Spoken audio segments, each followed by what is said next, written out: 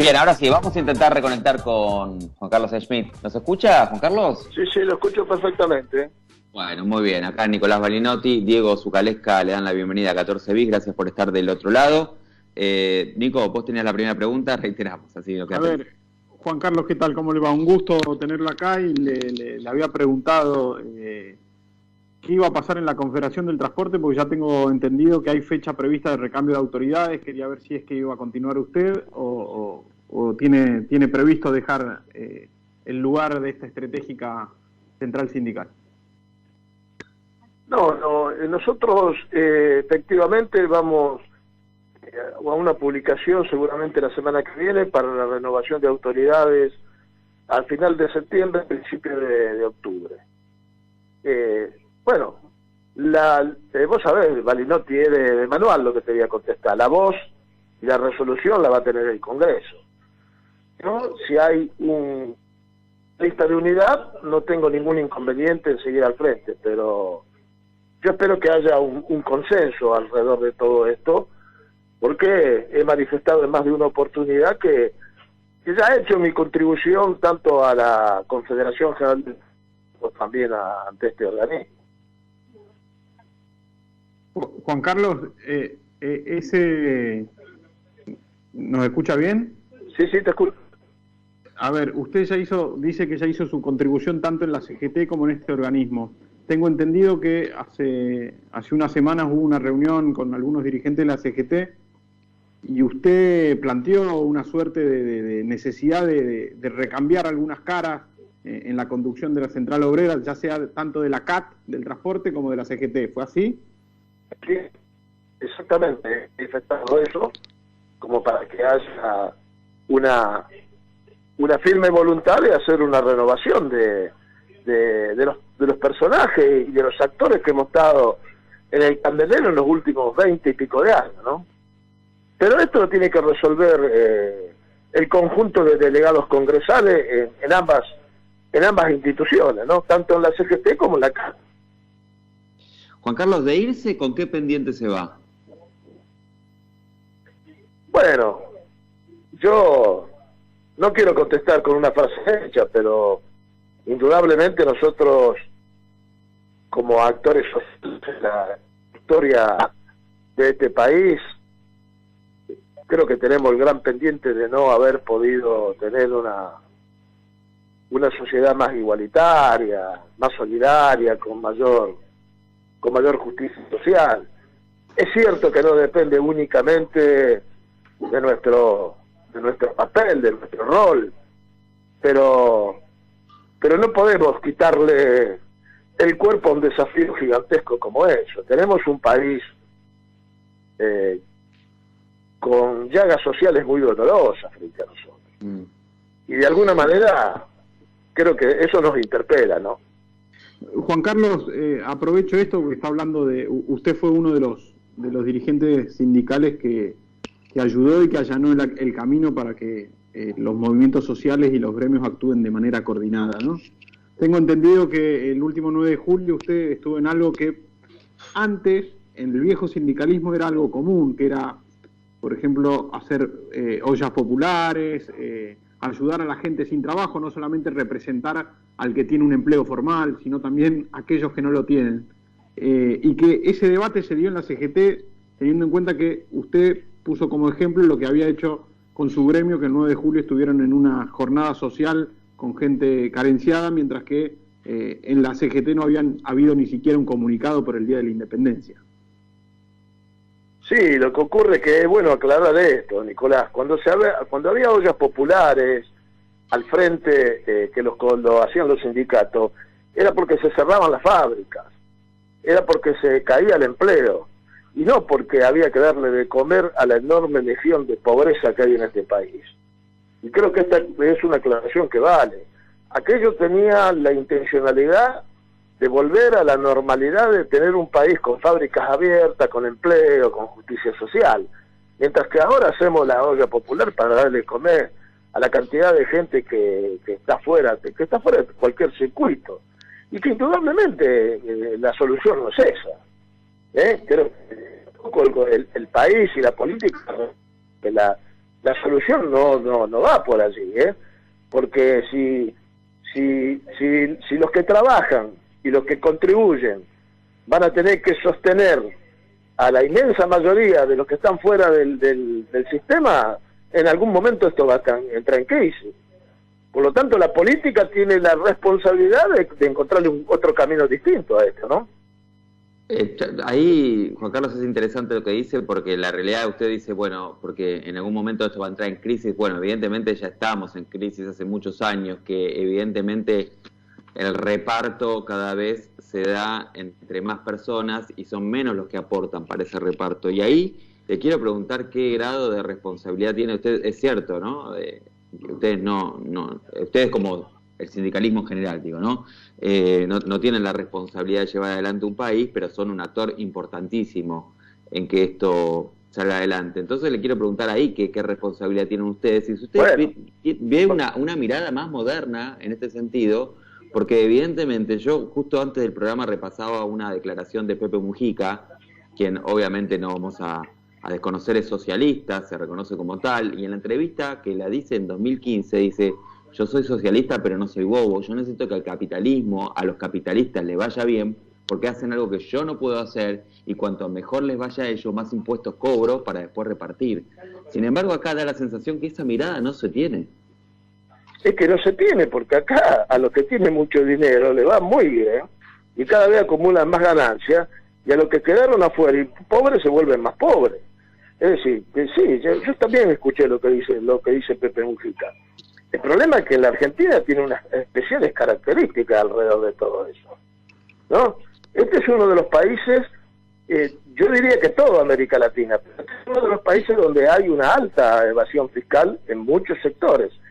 Y más de una vez he dicho que los impuestos acá en la Argentina es como aquel que está pescando siempre dentro del balde, ¿no? Sí. Únicamente a los que están en blanco le buscan la violación de la contribución, pero el que está afuera no lo controla nadie. Y eso obedece a que realmente son los bancos los que monitorean hoy la globalización financiera en todo el mundo. Todo el mundo hoy está formateado por los bancos. Juan Carlos, estamos camino, surgió un proyecto de Facundo Moyano esta semana con la intención de estatizar 2 autopistas. Vamos camino a por lo menos a debatir la estatización de algunos servicios, como el caso incluso de la hidrovía, un canal fluvial que usted conoce casi a la perfección. No conozco tanto el tema de los de las autopistas, ¿no? Debo decir también el tema de las autopistas.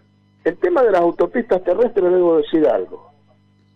En las autopistas terrestres, por ejemplo, las balanzas de controles de los camiones está dentro del concesionario, que debería velar justamente para que no se rompa el pavimento y todo lo demás. Eso me parece una tremenda contradicción, igual que la falta de controles en la vía fluvial. Ahora, la falta de control en la vía fluvial es una cosa. La operatoria, que es una operatoria bien organizada y que ha resuelto los problemas de calado de Argentina, es una cuestión muy distinta. Yo siempre he dicho, los tripulantes nuestros y la empresa de dragado nuestra no puede abrir el contenedor en el medio del río, no tiene facultades para eso. Y tampoco tiene facultades para ir y decirle a Cargill, a Bunge, toda vez denme los libros de contabilidad que yo le voy a revisar los números. Tampoco tenemos facultades para eso. Y allí sí, efectivamente, ha fracasado el Estado. Y tiene que poner el ojo en eso. Pero la operatoria, donde los compañeros nuestros abren el canal y iluminan la ruta de navegación, eso está funcionando bien. Juan Carlos, le quería preguntar por lo que viene detrás de ustedes, porque digo, bueno, nosotros damos un paso al costado, pero si las prácticas o la mirada es la misma, mucho no va a cambiar. ¿Qué ve? ¿Qué viene atrás? ¿A qué se refiere? No, me refiero a si hay gente joven con otra mirada a la que ustedes tienen y cómo vienen gestionando el sindicalismo argentino, o si bueno, son de alguna manera delfines, ¿no? De todos ustedes que tienen determinada mirada, determinadas prácticas y que, bueno, que vienen un poco a revalidar eso que se hizo hasta acá. No, y yo pienso que todo forma parte de un proceso. Tampoco el cambio va a ser de la noche a la mañana. Tiene que formar parte de un proceso donde un compañero que tiene 40 años tiene un lenguaje, una vivencia y un enfoque totalmente distinto al mío, que yo no voy a cumplir 70. Esto es indudable. Ahora, me parece que efectivamente hay que ir buscando también las posibilidades y abrir la cancha para que aparezcan estas oportunidades, porque si no, indudablemente se repiten los viejos errores, ¿no? Yo creo en eso. No sé si el conjunto del movimiento obrero está dispuesto a dar ese paso, pero bueno, es una discusión. Es una discusión. Pero ¿se discute realmente eso? Digo, entre los grandes popes. A mí el otro día, cuando me lo preguntaron en una reunión al frente de los grandes sindicatos, yo le dije esto que le estoy manifestando a ustedes. Y en mi sindicato esto yo lo he planteado. Es muy probable que este sean los últimos tramos de mi participación, por lo menos en mi sindicato de base. ¿Cuándo vence su mandato en Dragado y Balizamiento? Y este año ya estamos vencidos porque nos atravesó la pandemia. Juan Carlos, ¿y qué recepción tuvo o cuál fue el feedback que tuvo de sus colegas de CGT a la hora de plantear este recambio, ¿no? No, escucharon, no hicieron ningún comentario. No quieren largar, ¿no, Juan Carlos? No lo sé, yo no. ¿Sabe por qué? Porque también cuando se hace el análisis del periodismo de esto, acá lo que definen son los trabajadores. Podemos discutir si los estatutos, si los mecanismos de participación, todo lo que querramos. Pero lo que definen son los trabajadores de la base. Juan Carlos, a esto lo discutimos varias veces, pero digo, hay muchos gremios con reglamentaciones internas muy proscriptivas donde prácticamente se hace imposible que haya una democracia interna más allá de la voluntad de los trabajadores, o sea, es decir, lo termina votando un consejo directivo con 20 miembros más allá de que el gremio tenga, no sé, 10.000, 15.000, 20.000 afiliados. Y una cosa similar está pasando también en CGT con el tema de los congresales. Porque bueno, pero ese es el número ese es el método que se ha dado de renovación de autoridades la CGT. Y ese es un resorte que tiene que resolver la propia Confederación General del Trabajo. ¿Qué cree usted que va a pasar en CGT este año? No lo sé. Realmente, Nicolás, no sé qué es lo que va a pasar. Tengo la impresión de que, habida cuenta de las tribus que hay dando vuelta, no hay mucha posibilidad de que haya una sola secretaria general, pero eso se verá. Normalmente esto se define horas previas a la realización del propio Congreso. ¿Y se define dentro o se define en otro lado? No, adentro, muchas veces discutiendo entre las líneas que están participando del Congreso. Le pregunto esto, obviamente, por la Casa Rosada, ¿no? Si, bueno, ¿cómo estará? Me parece que no fue obviamente mi situación, y no fue la situación tampoco cuando acompañamos ya durante tanto tiempo. Lo resolvió la CGT. Insisto, ¿cómo está su relación con Hugo? Es importante la relación con el gobierno, ¿no? Claro, por eso lo preguntaba. Pero la CGT la definen los trabajadores, no el gobierno. Bien. Juan Carlos, aprovecho, lo decía en la introducción de la nota,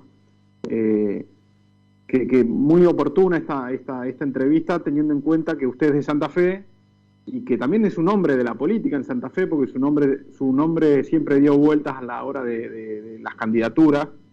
Me interesa su opinión de esta interna y este enfrentamiento que se dio entre el gobernador y Agustín Rossi, ministro de Defensa, saliente porque se está postulando justamente por la lista opositora a la de Perotti. Mire, no es bueno estas fracturas internas en un mismo lugar. No es bueno, ha costado mucho recuperar la provincia. Y además, hay que revisar la práctica política, ¿no? A nadie le gusta que lo anden manoseando. Lo digo porque en algún momento me sucedió a mí. Por el tema de las candidaturas se refiere. Así es. Y puede ser que a lo que se refiere es que muchas veces las listas de Santa Fe o las listas de candidatos de Santa Fe no se definen en Santa Fe, sino que se definen en Buenos Aires. Bueno, me parece que lo más natural sería que se definan en el territorio local. ¿Cómo puedo yo saber cuáles son la acumulación de experiencia, de saberes y de construcción política desde la capital federal? Me parece que, y más cuando se trata de una elección de medio término, en la que se define la renovación de los lugares que tienen que ver más con los territorios propiamente dicho que con lo nacional. Voy con la última de mi parte, Juan Carlos, que me interesa su mirada. La semana pasada acá en este mismo espacio con Diego conversamos sobre unas estadísticas laborales donde muestran que el empleo registrado en el país está prácticamente igual que hace 40, 50 años atrás. Es decir, no se avanzó y de alguna manera lo decíamos como que se achicó la torta de reparto, ya sea del empleo registrado como también de la representación gremial. ¿Qué pasó para no haber avanzado con eso y para también tener cada vez mayor grado de informalidad en lo relativo al empleo? Y lo que pasó es que el modelo neoliberal instalado desde el 76 para acá, salvo algún periodo donde de alguna manera se puso el acento más en la distribución que en la planificación de la producción, está presente en la Argentina todavía. En el caso de la Argentina sigue estando desde ese momento para acá, y por eso cuando uno mira los guarismos y las estadísticas, se queda anclado en el pasado. Porque no hemos crecido económicamente, no ha habido ningún tipo de desarrollo. Entonces, es importante que la dirigencia política mire que si realmente hay una posibilidad de ir hacia adelante, tenemos que planificar hacia el futuro para salir de ese esquema. Tenemos destruido todo el aparato industrial. Y lo que ha ocurrido en las épocas de bonanza es simplemente poner en marcha lo que estaba paralizado con anterioridad y distribuir. Y yo creo que hay que empezar a ver cómo planificamos hacia adelante. Un caso muy concreto es este caso de la hidrovía. Mire, en la hidrovía, si nosotros no discutimos junto con eso la industria naval y la reconstrucción de la marina mercante, siempre estamos mirando por el ojo de la cerradura el proceso histórico. Porque por más que nosotros no privaticemos, estaticemos, hagamos lo que hagamos, si nosotros no traccionamos a la industria naval y a la marina mercante nacional, vamos a hacer el camino para los privados y para los grandes grupos exportadores. Y yo, una vez que termine esta discusión sobre el tema de la hidrovía, voy a salir a batir el parche, a decirle, bueno, señores, acá se vetó la ley de marina mercante y de promoción de la industria naval. Si de verdad somos tan patriotas como decimos, ahora hay que retomar ese tema y Argentina debe dar los primeros pasos concretos a tener marina mercante e industria naval.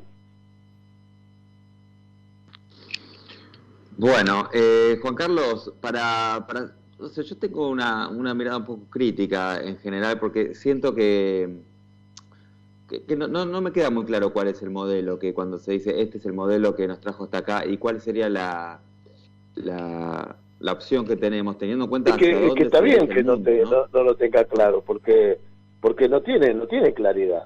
Le vuelvo a repetir, nos ocupamos más de distribuir y de ver, pero no tuvimos realmente un modelo de producción. Menos, ¿no? Es un problemón. Que cada vez distribuimos menos, ese es el problema. Claro, y justamente no podemos distribuimos menos porque no crecemos. Entonces no podemos mirar una sola cosa, hay que mirar todo. Pero ¿qué modelo es, digamos, qué país, qué modelo vende como referencia? Porque la realidad es que el mundo, mal que nos pese, digamos, en términos económicos, es capitalista. Los países que... China, digamos... yo no estoy planteando una cosa distinta. No estoy planteando una cosa distinta. Quiero ser muy claro en eso. Y justamente por eso he sido muy cuestionado alrededor de este tema de la hidrovía. No, yo no estoy planteando una estatización a lo parecido en los 70 y todo lo demás. Lo que estoy planteando concretamente es que hay que encontrar una síntesis entre el mercado, la sociedad y el Estado. Eso es lo que hay que encontrar, que es lo que ha hecho todo el mundo, inclusive los países que se dicen comunistas como China, por ejemplo. Claro. Bien, Juan Carlos, es muy interesante charlar con usted. Le agradecemos mucho el contacto y seguramente hablaremos en otra oportunidad, si le parece bien. Muchas gracias. Un abrazo. Juan Carlos. Juan Carlos Schmitt, valía la pena charlar con él. Bueno, veremos cómo sigue la cuestión en su gremio y cómo sigue la cuestión en la CGT, si habrá o no recambio entre la se ríe Nicolás, entre la cúpula sindical.